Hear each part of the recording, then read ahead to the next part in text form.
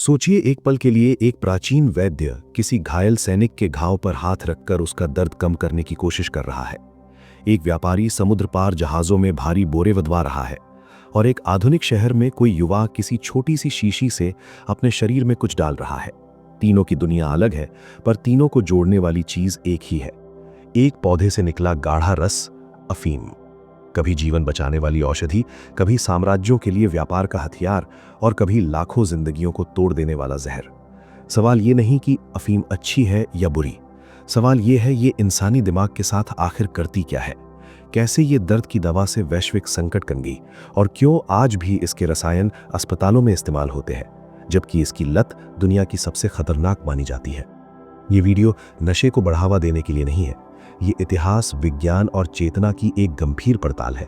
और ये कहानी सिर्फ अतीत की नहीं, ये आज की हवा में भी मौजूद है, क्योंकि दर्द आज भी है, राहत की तलाश आज भी है, और इंसान की कमजोरी भी आज भी वही है। इंसान और दर्द से लड़ाई। हजारों साल पहले, जब सर्जरी नहीं थी, जब एनेस्थीसिया नहीं था, जब दवाइयों का विज्ञान विकसित नहीं हुआ था, दर्द इंसान का सबसे बड़ा दुश्मन था। चोट लगती थी तो शरीर कांप उठता था। ऑपरेशन जैसा कुछ होता भी था तो वो एक परीक्षा होती थी, और उस परीक्षा में कई बार इंसान हार जाता था।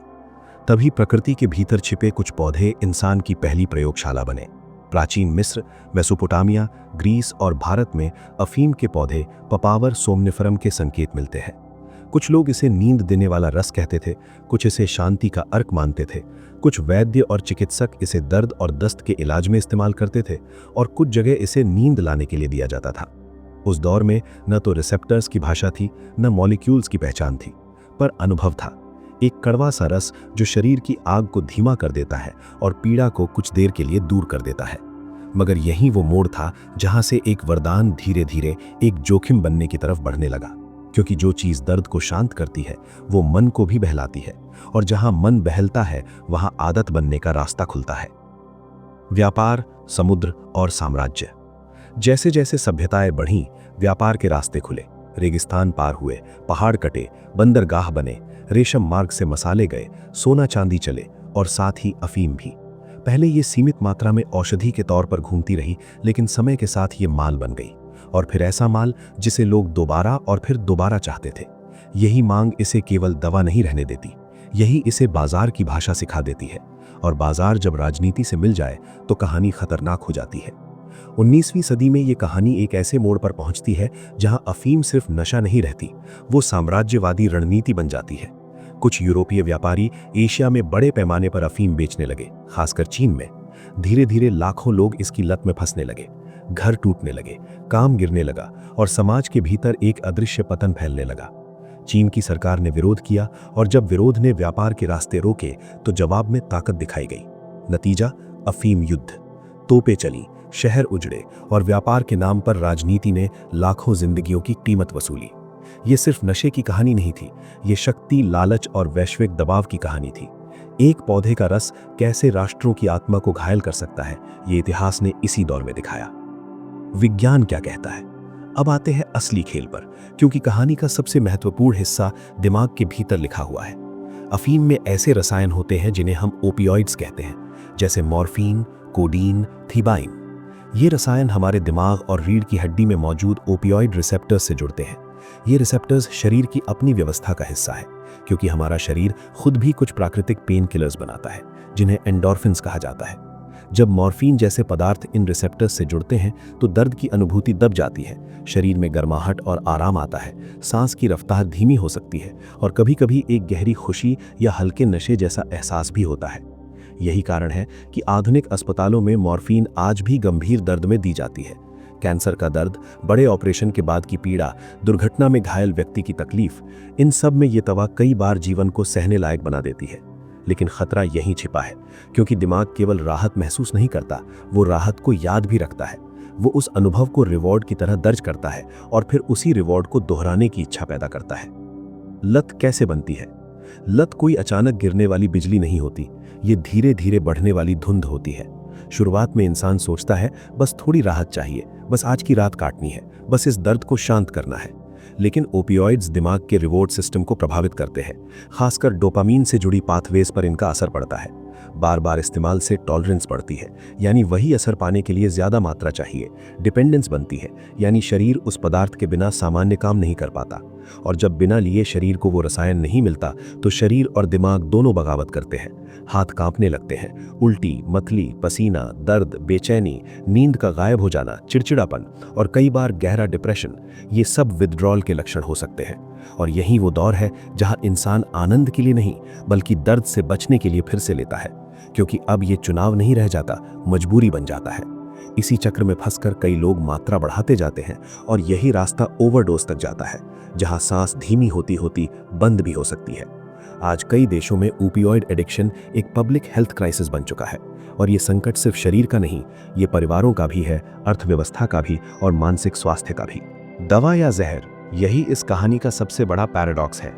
एक ही पौधे से निकले रसायन कैंसर पेन में जीवन बचाते हैं, सर्जरी के बाद राहत देते हैं, एक्सीडेंट विक्टिम्स को स्टेबलाइज करते हैं, और वही रसायन जब गलत तरीके से इस्तेमाल हो तो इल्लीगल ड्रग्स की शक्ल लेकर जिंदगियां बर्बाद कर देते हैं। फर्क कहाँ है? फर्क है मात्रा में, फर्क है शुद्धता में, फर्क है डॉक्टर की निगरानी में, फर्क है उद्देश्य में। चिकित्सा में लक्ष्य होता है दर्द घटाना और मरीज को सुरक्षित रखना, जबकि नशे में लक्ष्य होता है दिमाग की अवस्था बदलना और उस बदलाव को लगातार दोहराना। बिना निगरानी वही पदार्थ विनाश बन सकता है और कभी-कभी तो शुद्धता के नाम पर जहर मिलाया जाता है, जिससे मौत का जोखिम कई गुना बढ़ जाता है। इसलिए ये समझना जरूरी है कि किसी पदार्थ को केवल उसके नाम से नहीं, उसके संदर्भ से भी पहचाना जाता है। कानून और नियंत्रण।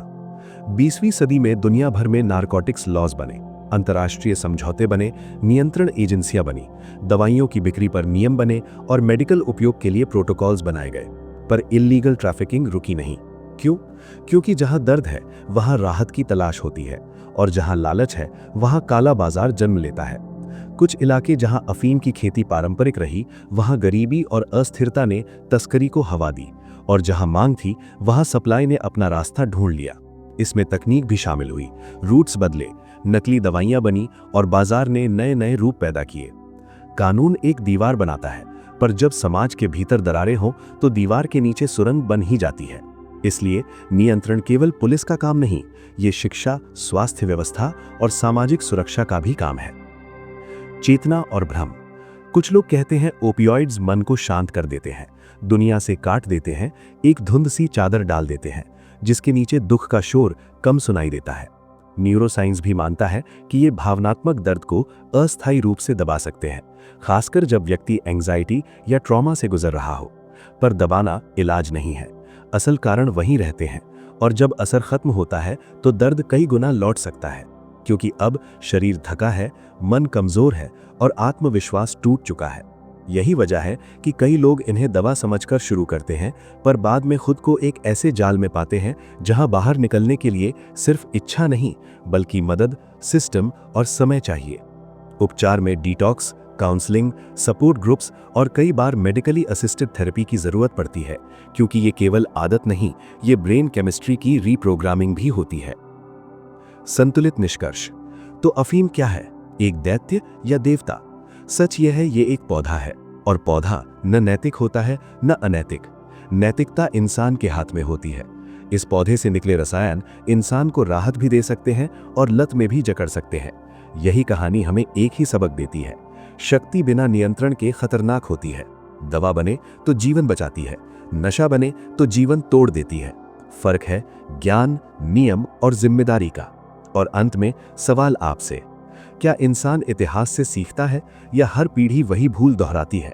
क्या हम दर्द को समझकर उसका इलाज चुनेंगे या दर्द से भागकर किसी आसान पर खतरनाक रास्ते को गले लगाएंगे?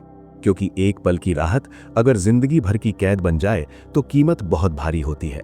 और यही इस पूरी कहानी का सबसे सच्चा और सबसे जरूरी संदेश है कि राहत चाहिए तो रास्ता सुरक्षित चुनिए, और अगर कभी मदद की जरूरत पड़े तो चुप मत रहिए, क्योंकि चुप्पी इस जहर को और ताकत देती है, और सही जानकारी, सही समय पर सही कदम ही असली बचाव है।